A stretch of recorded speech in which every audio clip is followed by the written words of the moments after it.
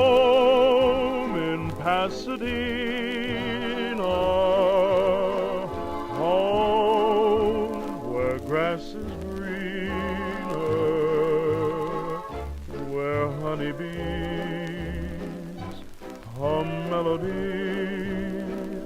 and orange trees scent the breeze. The Old House. I'm gonna be a home sweet homer.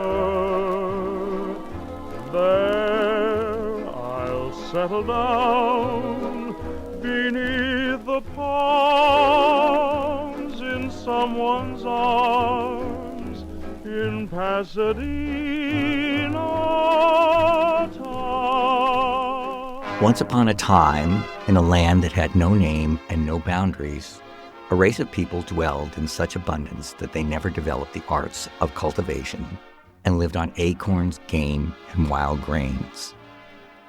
The climate of this valley was temperate. The men and children wore no clothing, the women only a skirt of bark. There was no warfare, and the people slept comfortably under blankets of rabbit fur and deerskin.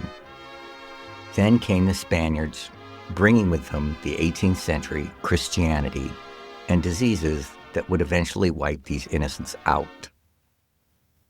To this land, which had no name and no boundaries, the Europeans gave both Alta California, the northernmost outpost of the great Spanish Empire.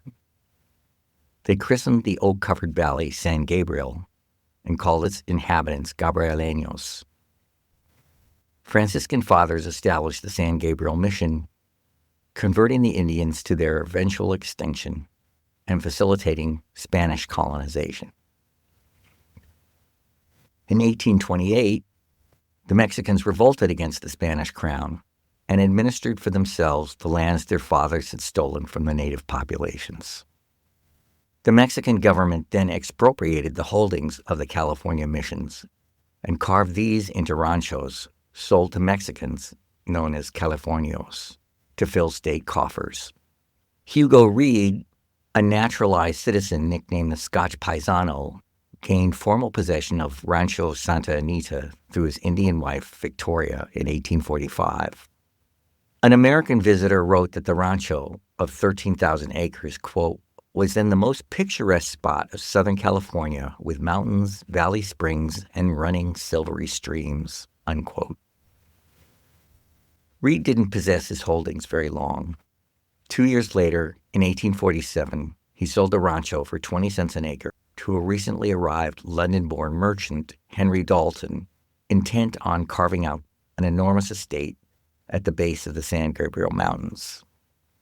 The year before, the United States had begun the bellicose theft of northern Mexico that goes under the name of the Mexican-American War. After sufficient slaughter of the Mexicans, their government acquiesced to the cession of 40% of its territory, and the U.S. took over Alta California, rechristened simply California. With the 1848 gold rush, greed and gringos hurtled in, and the territory was consecrated with statehood 2 years later. The former California landowners were cheated out, squeezed out, or chased out. The new overlords understood how to use Anglo-Saxon law when it was to their advantage and how to circumvent it when it wasn't. Now a Californian, Dalton found himself on the losing side of multiple legal battles in a doomed quest to secure his purchases. By 1858, Rancho Santa Anita ended up in the hands of two American investors who soon sold the western portion of 1,300 acres to a genuine covered wagon pioneer, Leonard J. Rose, for $1 an acre. Calling his new ranch Sunny Slope, Rose planted extensive vineyards and turned his property into the largest, most successful winery in the West. Rose also bred trotter racing stallions. He lived in princely fashion, bet high, spent lavishly, and sold Sunny Slope to a British syndicate in 1887 for more than $1 million. When fortune turned against him 12 years later, he swallowed a fatal dose of morphine. One of the gold rush adventurers was a self-taught artist by the name of William Cogswell. He stayed long enough to paint gold rush scenes and gather material for dioramas, which he exhibited on the East Coast to advance his career. This eventually produced a prize-winning oil of President Lincoln acquired by the White House and a portrait of Ulysses S. Grant that entered the collection of the U.S. Senate. Though well established on the East Coast, Cogswell returned to California at the age of 54 with his son-in-law, William Rhodes. In 1874, he purchased 473 acres of the wild westernmost section of the rancho at $17 an acre. Though choked with greasewood, the mesa's prospect took in the broad San Gabriel Valley sloping to the blue Pacific, with Catalina Island on the far horizon. Chinese laborers pulled up the greasewood and planted citrus trees and grapevines on the newly cleared land. Naming their estate Sierra Madre Villa, Cogswell and Rhodes built a large house landscaped with rose gardens and ornamental trees.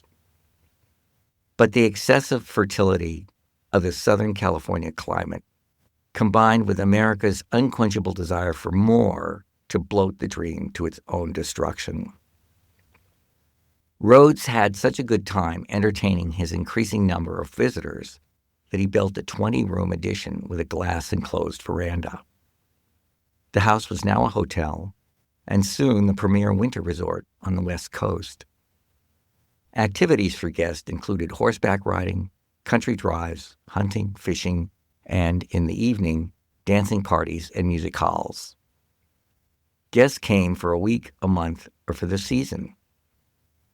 The hotel ledger boasted the names of former President Grant and 3 of the Big Four railroad barons, as well as English financiers sniffing around the edges of the real estate money mill.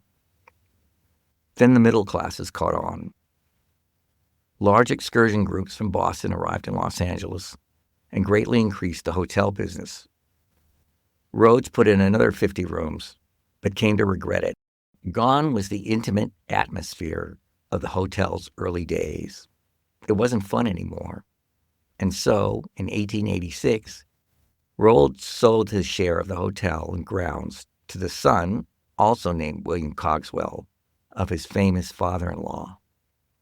This was not a good investment for Cogswell fees. More fashionable, accessible resorts had sprung up in the valley below, and Sierra Madre Villa no longer made a profit. The hotel closed its doors in 1894. Cogswell sold the 76 acres of grounds and buildings to a brother-sister investment act, James and Mary Lyman. The Lymans figured they could make a profit by renting the former hotel out as a sanitarium for people with respiratory issues. Given my smog-ridden mid-century youth, this detail, when I read about it, seemed laboriously ironic. By 1916, this too became a losing proposition, and the rental was not renewed. The large wooden building remained empty until 1923, when the Lymans, concluding that the fire insurance was too costly, tore it to the ground. They spared the original dwelling built by Rhodes and Cogswell, as well as the wash house and dormitory for the Chinese workers. The latter eventually became the Old House of Old House Road. Free of its wooden albatross, the Sierra Madre property went from investor to investor. One of them, Jerry Hoskins, cut down the citrus groves in the late 1920s. The visionary Hoskins planned to make his fortune by turning the mesa into a housing development. To that end, he put the land on the market in 5-acre tracts. However, the Depression squelched his dreams. The previous owners had to foreclose, but could do nothing with the property, outside of selling 2 large parcels in the late 1930s to notable figures. Douglas Montgomery was a famously handsome theater and Hollywood actor. He'd already moved away from the mesa by the time I was growing up there. When the Independent Channel broadcast George Cukor's version of Little Women on TV, my mother made us watch it because Douglas had been, quote, a former neighbor. As a child, I found the movie boring, but I do remember her remarking in an amused tone to my father, "All that beauty wasted." The other parcel went to the not yet famous Linus Pauling. Thus we became neighbors with the twice-crowned Nobel laureate, whose friendship with a Japanese chemist brought his daughter into our family. But I'm getting ahead of myself. With the recovery of an economy gearing up for war, the reluctant owners of the mesa were finally able to dispose of the remaining 40 acres to Mr. and Mrs. Alfred T. Murray. Finding the Rhodes house too large for their residence, the Murrays sold it to Disney Studios, who carted it off to Placerville as a movie set. Having served that purpose, it too was razed, but the gingerbread decoration ended up adorning the buildings of Disneyland's Main Street. Mr. and Mrs. Murray turned the wash house into their new dwelling. For convenient access, they cut a track directly from Sierra Madre Villa Avenue and christened it Old House Road. On the corner of the intersection stands an ornamental brick wall bearing the name of the street cast in the metal calligraphy of Mrs. Murray's hand.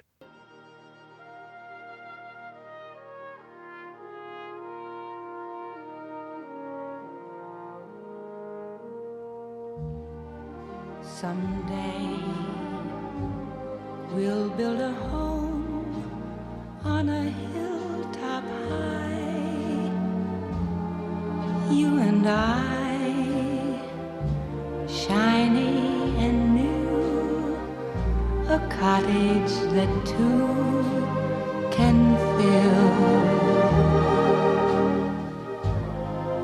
and we'll be pleased to be called the folks who live on the hill. In 1947, when my mother was pregnant with her second child, my parents decided to look for land on which they could build a house for their growing family. From their small Temple City home, they took many weekend excursions to empty lots along dirt roads in the various towns of the San Gabriel Valley. Finally, in the following year, my father read an announcement for half-acre subdivisions with an ocean view selling for $3,000 apiece. Since this was only half the worth of the land at then current prices, he called the number in the ad and spoke to Mr. Murray, who gave him directions to the old house. My father, mother, their 2-year-old son, and infant daughter turned on to the 300 yards of dirt track, and their car climbed to the white house of rustic shingles and wooden siding. Surrounded by a white railing fence, the house was flanked by groves of eucalyptus trees. Green alfalfa waved on either side of the road, and the San Gabriel Mountains, half a mile distant, rose dramatically in their vegetated contours. The day was diamond clear, and when my parents stepped from the car, they took in the green mesa sloping to the Brown Valley, and, off in the distance, the wide blue of the Pacific Ocean, sparkling like a promise fulfilled. Mr. Murray met the young family, decided they were suitable, and explained that he was selling the land below value because he needed to raise money quickly to finance a reservoir that would provide water for the projected subdivision. He cautioned my parents that they would not be able to build until water had been assured, but they knew that buying the land would leave them with no money for construction, and they were content to wait. They chose a lot halfway between the old house and Sierra Madre Villa Avenue because it boasted a fine old pepper tree. Mr. Murray had them sign one paper making them shareholders of the future Water Association, and another that bound them not to resell the property to blacks, Jews, or other undesirables. By 1952, my parents had saved enough to construct their home. Working with an architect, they built a low-slung ranch-style house, as did all the coming neighbors, modified for the needs of our child-centered family. Someday we may be adding a wing or two, a thing or two. We will make change as any family will.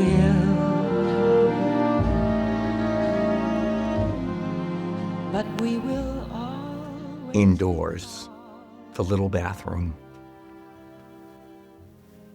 It is the smallest room in the house. A sink, a toilet, a bathtub. My brother and I share this bathroom. Everybody else uses the big one. Inset into the western wall is an electric heater, 2 long coils that quickly turn orange once the switch is thrown. A round nightlight sheds a blue illumination on our midnight visits. If I'm on the toilet at night, I turn on the heater and watch the glowing orange and blue reflections in the glass of the mirror and the enamel of the tub. As I sit in the closed toilet seat, my mother applies medicine to my toes for my chronic athlete's foot, a skin condition I share with my older sister. We call it the creeping crud. I whimper because the medicine stings. If you didn't rub your toes raw, my mother says, it wouldn't hurt so much. But Mommy, it itches. The western bedroom. I spend little time in this room. It is my brother's and he hates me. He hates many people. On the door, he has placed gold letters spelling private, keep out. He calls his room Grand Central Station because, he claims, everyone troops through. Since we have free run of the house, there are no sacred precincts. The only interior doors with locks are the bathroom ones. David's room is painted brown and filled with a fascinating clutter of models, glue, model paint, a crystal set, an aquarium. On the west wall is a large, old-fashioned map of the world with cornered cherubim blowing wind out of their rounded mouths. After our return from Europe, David, or perhaps my mother, marked the voyage of the Canberra, the ship that took us from Los Angeles to Southampton in 1961. A thick black line traces our itinerary to Hawaii, New Zealand, Australia, Ceylon, Aden, Egypt, Italy, and England. One sure way to make David crazy is to play with his toys. Since my brother and I are constantly at loggerheads, we never share. He is 4 years older than I, bigger, more athletic, and perpetually aggrieved. The only time I sleep in his room is Christmas Eve, when our grandparents are visiting from Chicago. During their stay, I sleep on a roll-away bed in the living room. But I can't on Christmas Eve because Santa will come in the night. I try to stay up, listening for the reindeer, but fall asleep. The middle bedroom. I wake up frightened from a nightmare. As I look on the wall opposite my bed, large stars of different colors, like the stick-on ones we have at school, glow in the dark. Terrified, I pull the covers up. But the darkness fills with monstrous faces coming at me in balloons. It is so late, I no longer hear the crickets outside my window. I jump out of bed in a panic and run for the light switch across the room. Bam! The room is bathed in yellow, but the stars still glow on the wall.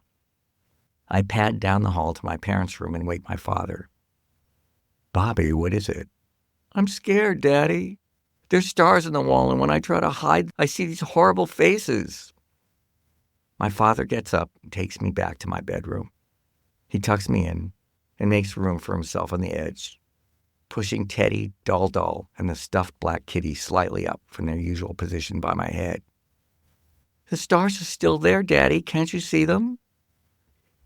He strokes my head. They won't hurt you. I'll stay with you until you fall back to sleep. The eastern bedroom. My parents make us go to bed too early. I'm rarely sleepy when they send us back to our rooms. My sisters and I devise a knocking code for the wall that separates our 2 bedrooms. In order to initiate communication, one side or the other taps out the first part of the shave and a haircut rhythm. The other responds with 2 bits. 1 knock means yes, 2 knocks mean no. 3 fast knocks, quiet, Mom is coming. 3 slow knocks, come on over. There isn't much of interest to me in my sister's room. I do go in there to read Calling All Girls, which I find more compelling than Boy's Life. Young as I am, I feel obscurely that I do not want to read these girls' magazines in the front part of the house. The big bathroom. My sister Alice is sitting on the toilet telling us a fairy tale while Jean and I are supposed to bathe ourselves. In spite of the enticement of chocolate chip trains on the enamel corner of the tub that have gotten wet and are partially melted, we are reluctant to get down to the business of soaping up. Mother has delegated our bath to our older sister, and she gets the job done. She favors cajoling over threats, but there is always a hint of menace for shows of recalcitrance. The big bathroom has 2 sinks and a white tile-topped counter. Over both sinks sits a mirrored medicine chest.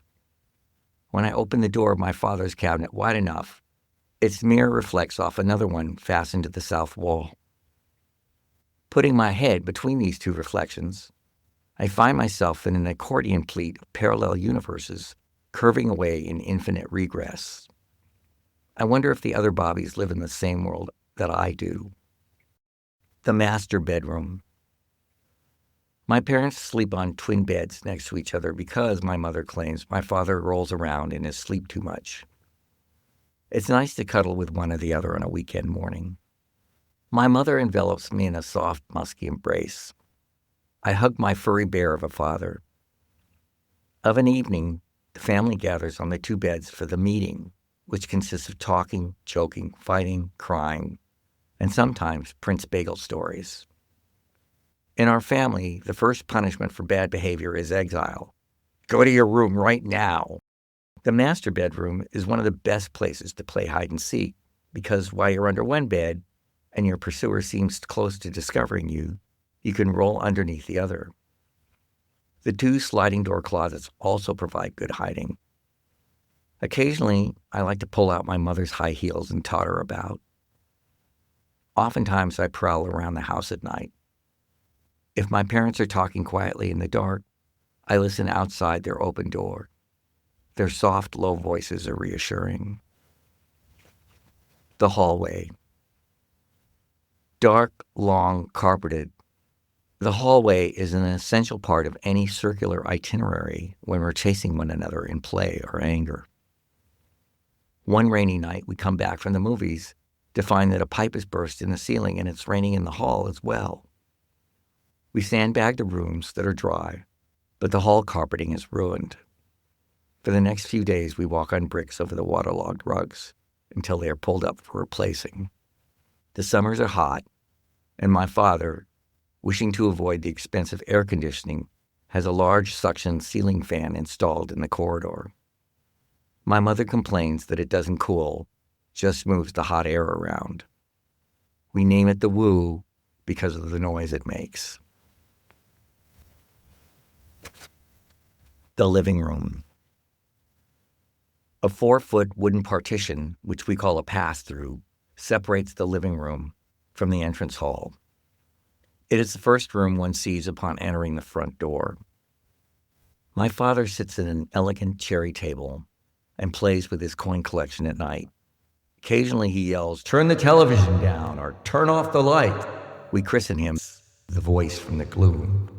Whenever I play games with my father, we sit on the floor of the living room. Because cribbage is, in part, a game of chance, I occasionally win.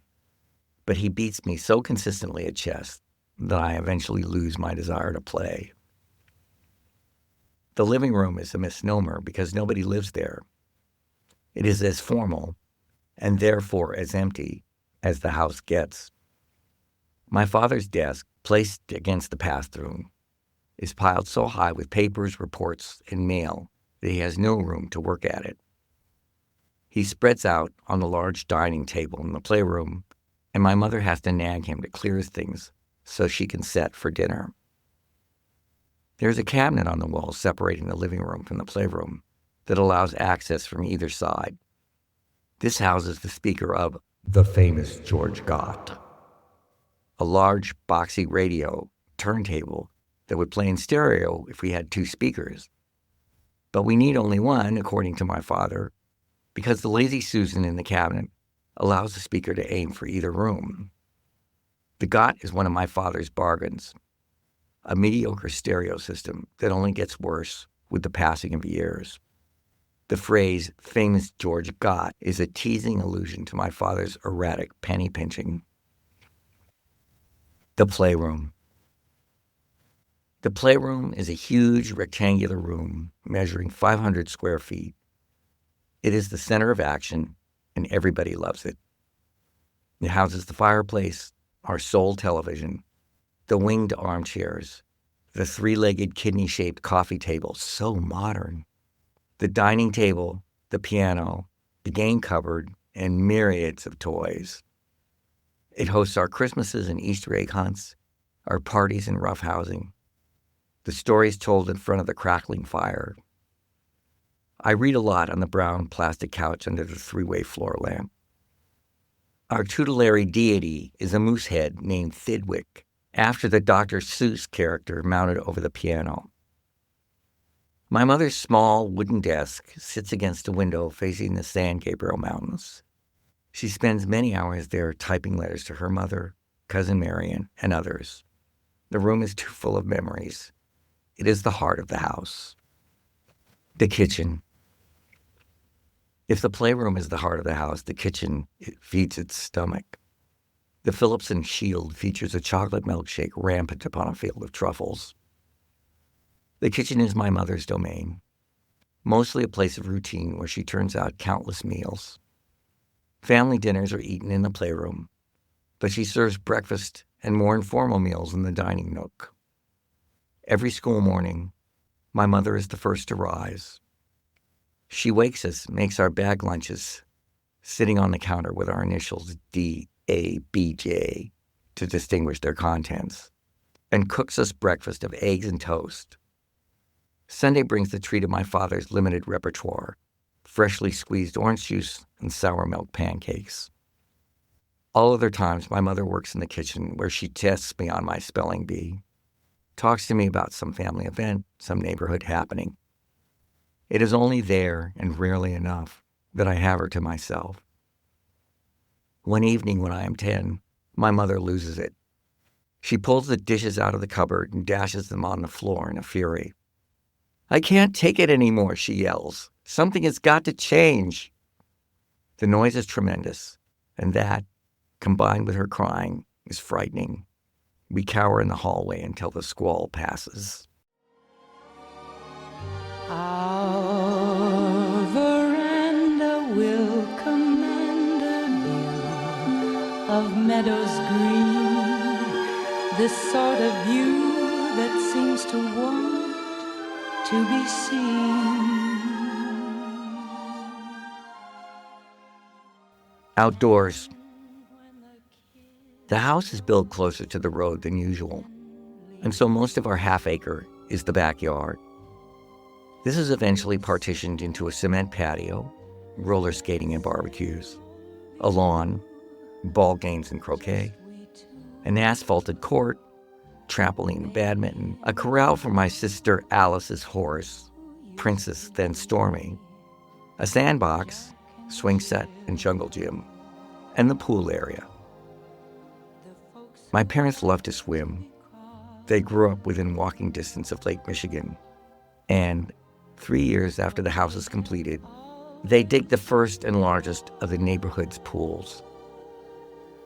My handprint and the accompanying date, 3/15/55, grace the southwest corner of the pool deck. In the early days, when the young families are still new to the wave of prosperity that will eventually wash them upon the isolated atolls of their individual fortunes, when there are still empty lots, citrus groves, and easy access to the mountains, the only thing that separates the neighborhood kids are age differences. We are forever in one another's houses, yards, and bedrooms. With our family of 4 children spanning an 8-year range, there is hardly a child that isn't a contemporary, and my parents' laid-back hospitality makes our house a magnet of activity. On certain summer days, we put a flag in our driveway, signaling that the pool is open to the neighbors, and our deck is filled all afternoon with children and their mothers. The pool itself is a unique zone of recreation. Not a kidney-shaped splash pond, but a sizable rectangle, 60 feet long and 20 feet wide, of clear blue water. You can cannonball off the diving board, splashing everybody nearby. Careen down the pool slide on your butt, your backside, or your stomach. Wrestle for dominion over Allie, the inflatable alligator.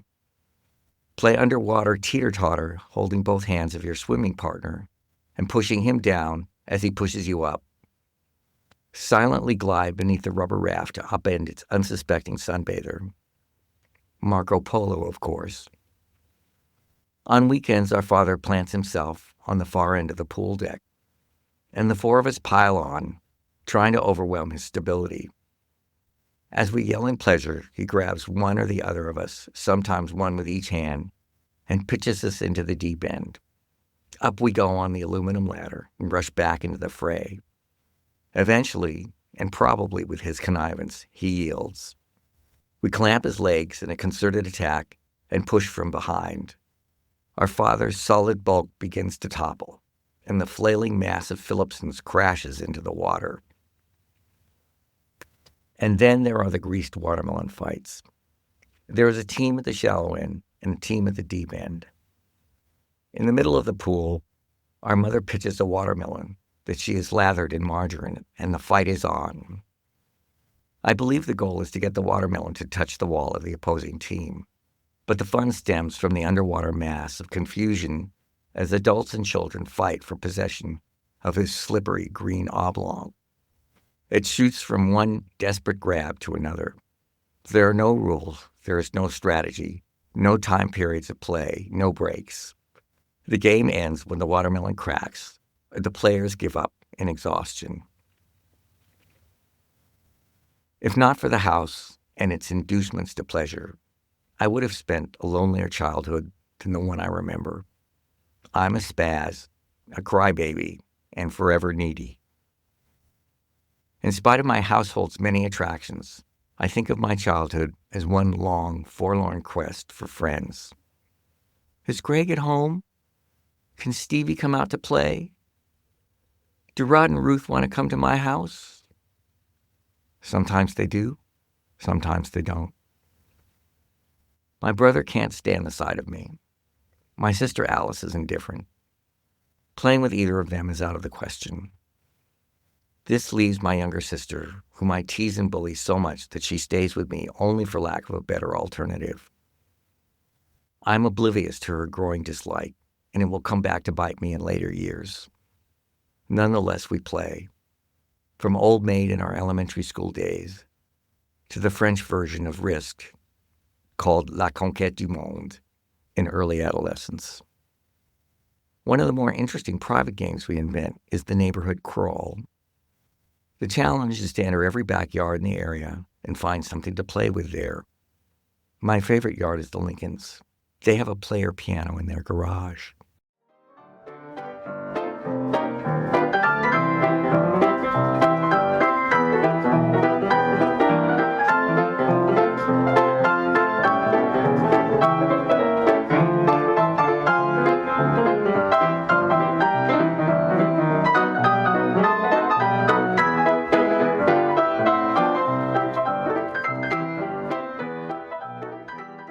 Addendum, July 1992. Tomorrow I will put my belongings in my car and drive to the Bay Area. Between Laguna Beach, where I lived for 6 months as a visiting professor in the UC Irvine French department, and now, after a month's stay in Pasadena, I can say with certainty that Southern California is no longer my home. I revisit each room of the old house, starting for reasons I can't fathom, with the little bathroom, and say goodbye to every one. I do not see myself staying here again. I sit at my mother's desk and idly open the drawers. To my surprise, they haven't been cleaned out. I come upon a yellowing article that she had cut from a 1955 edition of the Pasadena Star-News. Why she saved it, I do not know. But when I read it, God, the faucet turns on again. First settlers of Sierra Madre Villa move east. For one family at least, an era is ending at Edgecliff Lane up at the end of fabulous old Sierra Madre Villa Avenue. If and when the Montgomerys come back to Southern California, they will be residing elsewhere. The place has such fond memories for Douglas that he says he cannot bear to see it subdivided, so will stay away as far as possible. This old house once knew my children. This old house once knew my life. This old house was home and comfort as we lived through storm and strife. This old house once rang with laughter. This old house heard many shouts. Now she trembles in the darkness when the lightning walks about. Ain't I gonna need this house no longer? Ain't I gonna need this house no more? Ain't got time to fix the shingles. Ain't got time to fix the floor.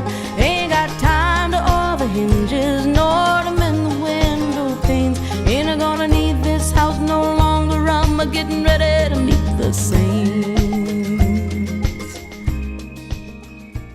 Old House Road was where I grew up, where I spent my childhood and adolescence, where I returned on holidays and vacations to take my place in the web of family. It was the magnetic pole that oriented my wanderings through Africa, Europe, the East Coast, and the Midwest. The site of my earliest memory and present writing. The backyard witnessed innumerable barbecues and pool parties, our 4th of July fireworks, my sister's wedding, my mother's memorial service. The old house hosted the comforting recurrences of our family life. Birthdays, anniversaries, Thanksgivings, Halloweens, Christmases. Many of my own landmark moments took place within its confines.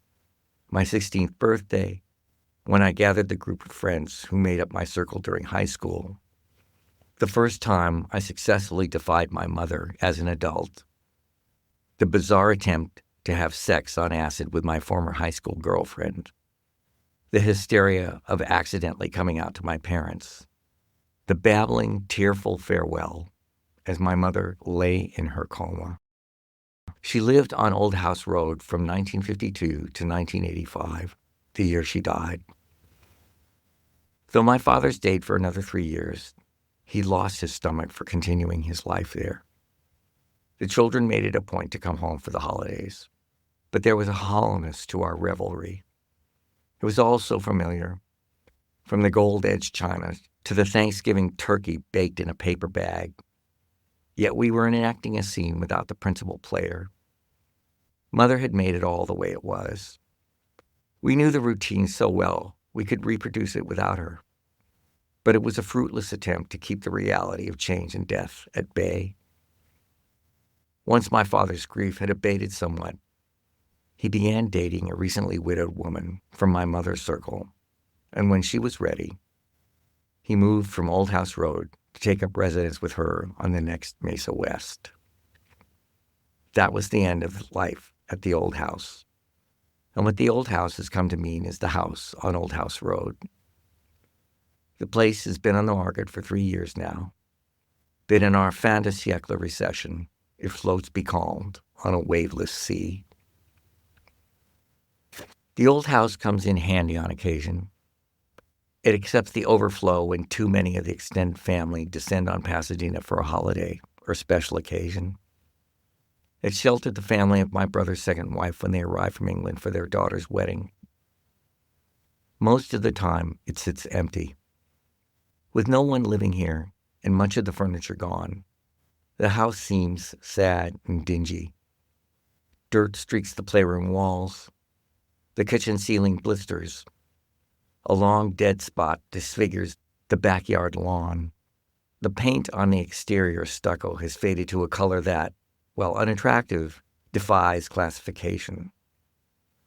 Even the pieces remaining from our former life, the upright piano I was the only one to play, the black wooden rocking chair with the large goofy flowers my mother painted on, the gloomy portrait of my great-grandfather from San Antonio, Texas, are not so much ghosts. They're too corporeal for that. As lifeless relics from another time, they no longer resonate, and the house is still.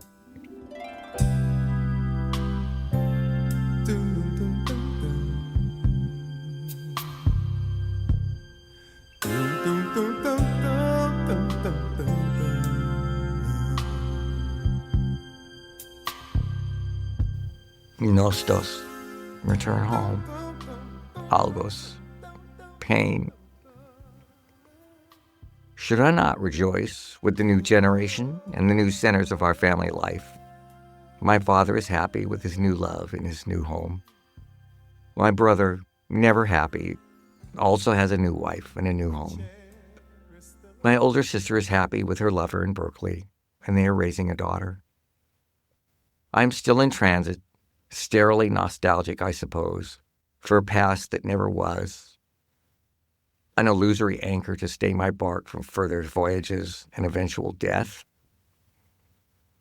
I don't have to die, do I? I don't have to lose my strength, my powers, my loved ones.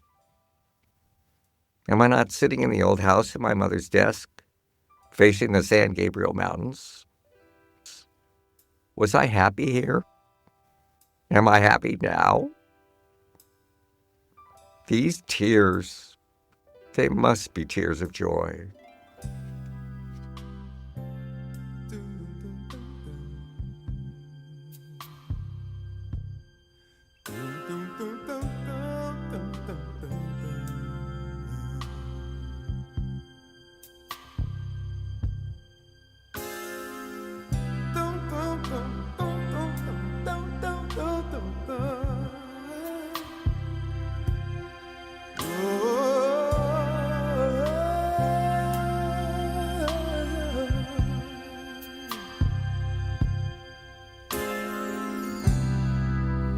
A chair is still a chair, even when there's no one sitting there. But a chair is not a house, and a house is not a home when there's no one there to hold you tight and